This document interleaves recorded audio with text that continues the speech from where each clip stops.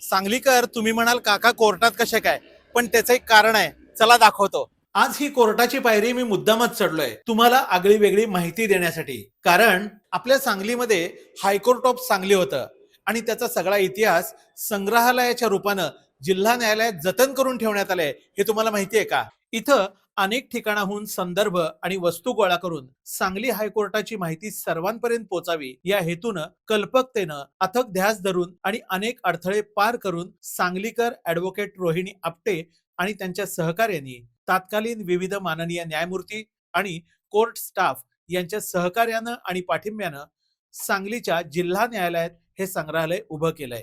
या ठिकाणी आपल्याला सांगली हे संस्थान असतानाच्या काळातील सनदा, खटल्याचे निकाल, तात्कालीन वस्तू, बिल्ले इत्यादी पाहायला मिळतात. अभिमानाची बाब म्हणजे सन्माननीय न्यायाधीशांच्या दालनामध्ये हायकोर्ट सांगली असा एम्बॉसिंग असलेला लाकडी कठडा आजही विराजमान आहे. तसंच हा लाकडी कठडा सांगली न्यायालयाच्या 100 वर्षाच्या न्यायदानाचा साक्षीदार आहे. आपल्या देशातील जिल्हा न्यायालयामध्ये असणारं हे एकमेव म्युझियम आहे. भारतीय संविधान एक कलेचा नमुना याबद्दलचं एक दालनही या ठिकाणी उभारण्यात आलंय. आपल्या देशाच्या 5000 वर्षांच्या ऐतिहासिक रेखाटनांचा आणि राष्ट्राच्या व्यवहाराचा अंतिम मार्गदर्शक असलेला ठेवा या ठिकाणी रेखाटण्यात आलेला आहे. हा सगळा इतिहास सर्वांना बघण्यासाठी खुला ठेवण्यात आलेला आहे. त्यामुळे सांगलीवर प्रेम करणाऱ्यांनो एक वेळ जरूर व्हिजिट करा.